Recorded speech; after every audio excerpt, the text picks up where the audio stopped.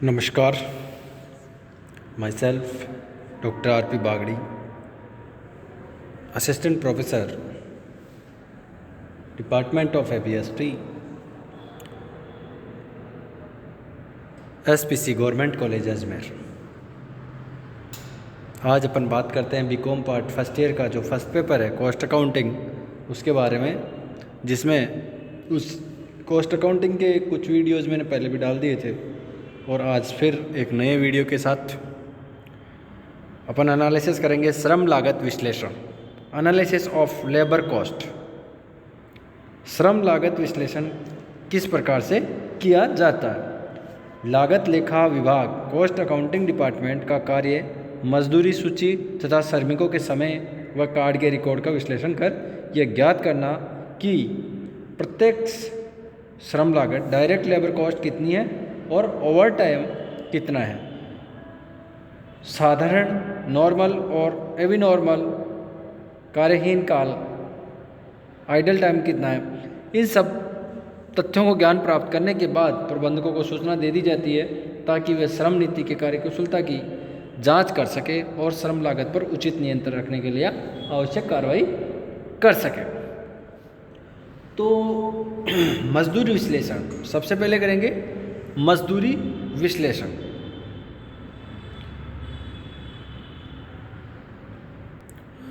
मजदूरी विश्लेषण wages analysis, मजदूरी के विश्लेषण का उद्देश्य प्रति उपकार्य अथवा प्रति इकाई श्रम लागत ज्ञात करना। प्रति इकाई उपकार्य कि एक जो उपकार्य था उसकी प्रति इकाई लागत तो कितनी हुई और प्रति इकाई श्रम लागत क्या हुई, इसको ज्ञात करने के लिए अपन को वेजेज एनालिसिस करना पड़ेगा।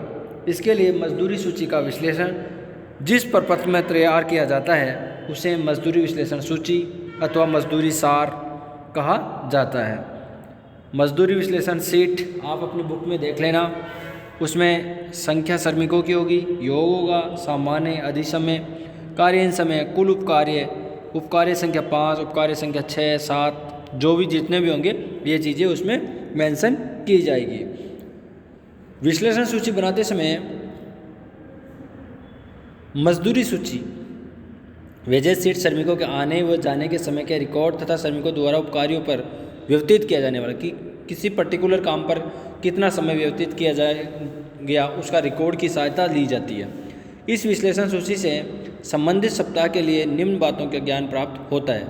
प्रत्येक श्रमिक के सामान्य एवं अधिसमय कार्य के घंटे एवं उसकी कुल मजदूरी, प्रत्येक श्रमिक के कार्यहीन समय के घंटे और उसकी मजदूरी, प्रत्येक श्रमिक द्वारा कुल उपकार्य पर व्यतीत किए गए घंटे तथा मजदूरी, प्रत्येक श्रमिक की अलग अलग उपकार्य पर श्रम लागत और उस सप्ताह में समस्त श्रमिकों के कार्यहीन समय के कुल घंटे एवं उनकी कुल मजदूरी, उस सप्ताह में समस्त श्रमिकों के सामान्य एवं अधिसमय कार्य एवं उनकी कुल मजदूरी, इस सप्ताह में कुल उपकार्य पर व्यतीत किए गए समस्त श्रमिकों के कार्य के घंटे एवं उनकी मजदूरी, प्रत्येक उपकार्य की कुल लागत एवं परिस्थिति के अनुसार मजदूरी विश्लेषण सूची के पूर्वोक्त आकार में परिवर्तन भी किया जा सकता है।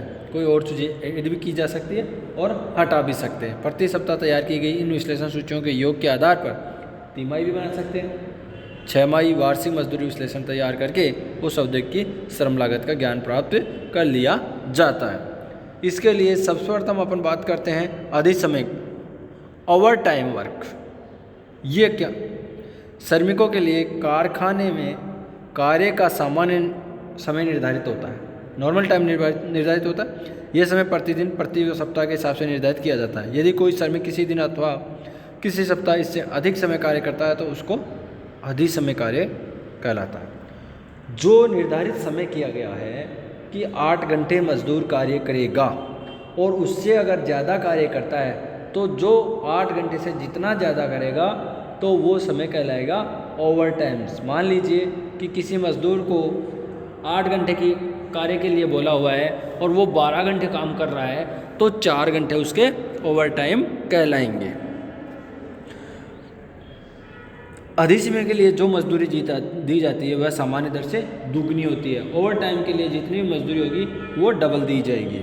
भारतीय कारखाना अधिनियम की धारा 59(1) के अनुसार यदि कोई श्रमिक किसी दिन 9 घंटे से अधिक अथवा किसी सप्ताह 48 घंटे से अधिक कार्य करता है, ये भारतीय कारखाना अधिनियम जो बना हुआ है 59(1) के अनुसार है। यदि कोई श्रमिक 9 घंटे से ज़्यादा अथवा किसी सप्ताह में 48 घंटे से अधिक कार्य करता है तो वह इन दोनों विकल्पों में से अधिक हितकारी विकल्प के आधार पर ज्ञात किए गए अधिक कार्य समय के लिए अपनी सामान्य दर की 2 गुनी दर के हिसाब से मजदूरी प्राप्त करने का अधिकारी होगा। एक दिन में 9 घंटे से ज़्यादा या पूरे सप्ताह में 48 घंटे से ज़्यादा अगर कोई मजदूर कार्य करता है तो इससे ज़्यादा जो कार्य करेगा उसकी डबल दर से वेजेस का प्राप्त करने का अधिकारी होगा। अधिसमय नियुक्ति की आवश्यकता अधिसमय, इसको नीड फॉर ओवर टाइम पढ़ना है, ये अभी इसमें मिसप्रिंट हो गया। अधिसमय need for overtime employment, अधिसमय कार्य करने की आवश्यकता क्यों पड़ती है, क्या परिस्थिति होती है कि वो अधिसमय कार्य करे। उत्पादित वस्तु की, मान लो सपोज कीजिए कि किसी समय उत्पादित वस्तु की मांग अधिक बढ़ने पर उसकी पूर्ति कायम रखने के लिए, एक तो ये कारण हो सकता है। दूसरा, श्रमिकों के आकस्मिक अनुपस्थिति, किसी अक्ष ने छुट्टी ले ली और उसका कार्य कौन करेगा, इसके लिए भी उत्पादन कार्य को पूरा करवाने के लिए। शीघ्र नष्ट होने वाली सामग्री, कोई सामग्री है जो तुरंत नष्ट हो रही है तो उसको यूटिलाइज करने के लिए भी अधिसमय कार्य करना पड़ सकता है। अत्यंत आवश्यक, मोस्ट अर्जेंट आदेश की पूर्ति है तो माल का उत्पादन कार्य करने के लिए भी हो सकता है। प्लांट और मशीनरी की पूरी क्षमता का उत्पादन करने के लिए अधिसमय कार्य करने से यह लाभ होता है कि उत्पादन अधिक होता है तथा उत्पादकता अपनी वस्तु की मांग पूर्ति सुविधापूर्वक या समय पर कर सकते हैं। इसके अतिरिक्त अधिसमय द्वारा उत्पादन कार्य पूरा कर लेने पर उत्पादक अन्य हानियों से भी बच जाते हैं, जैसे शीघ्र नष्ट होने वाले कच्चे माल का उपयोग समय पर न किया जाए तो हानि हो सकती है। श्रमिकों को भी अधिसमय से लाभ होता है क्योंकि उन्हें अधिक मजदूरी मिलती है, इससे वे अपने जीवन स्तर को ऊंचा कर सकते हैं।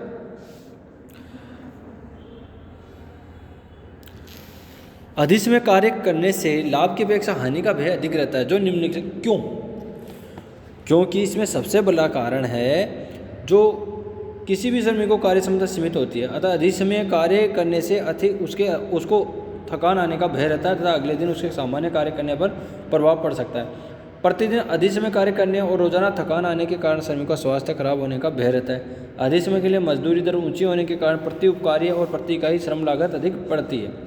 अधिसमय कार्य करने से उत्पादन कार्य घटिया किस्म का होने का भय रहता है और अधिसमय कार्य करने की अनुमति देने से श्रमिक में लालच पैदा होता है।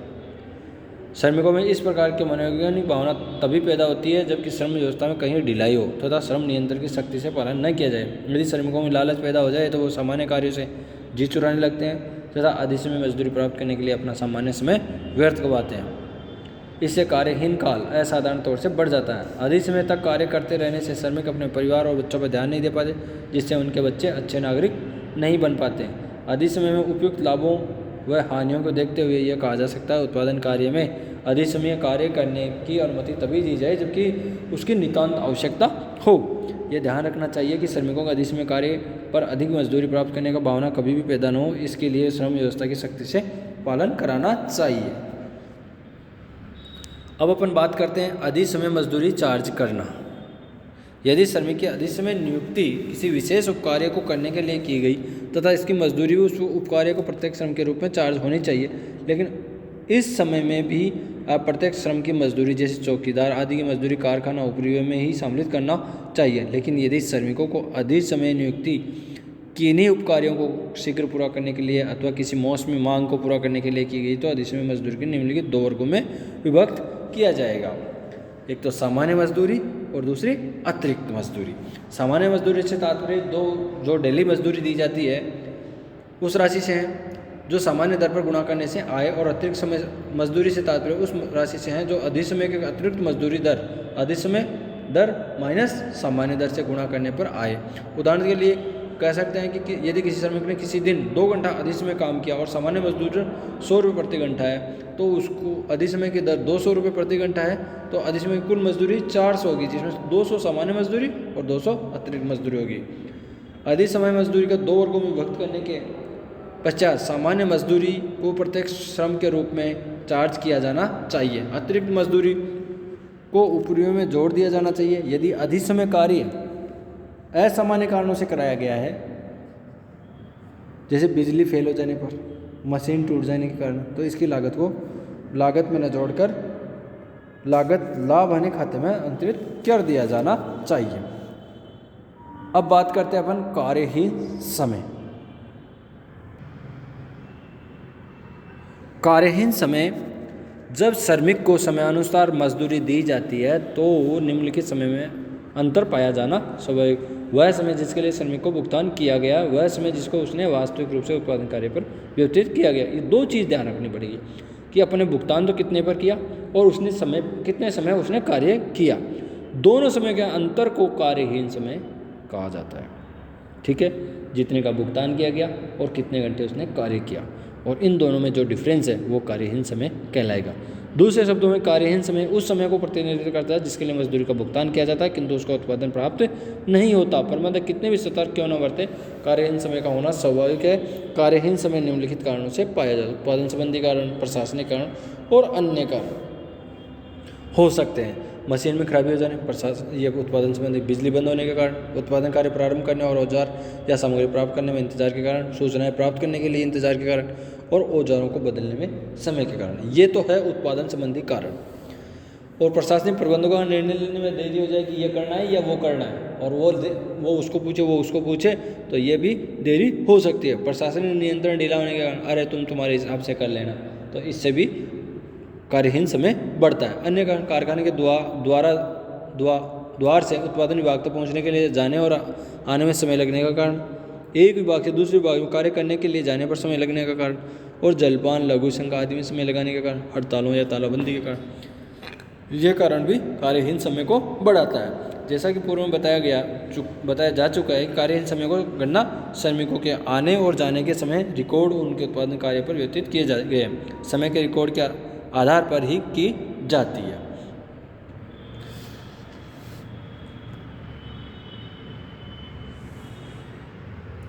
लागत लेखा विभाग श्रम लागतों का विश्लेषण करते समय कार्यहीन समय को लागत का विशेष ध्यान रखता है, क्योंकि इसकी अधिक होने पर लागत अधिक बैठती है। लागत लेखा में कार्यहीन समय की मजदूरी किस प्रकार चार्ज किया जाए, इस दृष्टिकोण से इसके दो प्रकार से बात है। साधारण कार्यहीन समय नॉर्मल और एक abnormal idle time. Normal idle time किसे कहेंगे?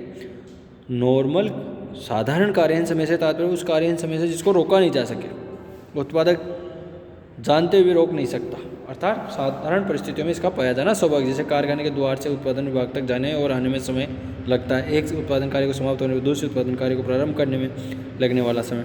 और साधारण कार्यहीन समय की मजदूरी को लागत लेखा में ऊपरी ओवरहेड के रूप में किया जा सकता है, अथवा मजदूरी की दर में वृद्धि करके संबंधित उपकार्य विभाग को चार्ज किया जा सकता है। दूसरा होता है असाधारण कार्यहीन समय, एबी नॉर्मल आइडल टाइम। असाधारण समय से तात्पर्य उस कार्यहीन समय से हैं जो असाधारण परिस्थितियां या आकस्मिक घटना के कारण उत्पन्न होता है। जैसे प्लांट और मशीनरी में अचानक खराबी आ गई, तो उसको अपन कैसे कार्य करें? उसके टूट जाने के कारण, अधिक समय तक बिजली बंद हो जाने के कारण, बाढ़ के कारण, हड़ताल और तालाबंदी के कारण आदि। असाधारण कार्यहीन समय की मजदूरी को लागत लेखा में उत्पादन लागत का भाग नहीं माना जाता तथा इस राशि को लागत लाभ या हानि खाते, costing profit and loss account को चार्ज कर दिया जाता है। आज के लिए इतना ही, थैंक यू।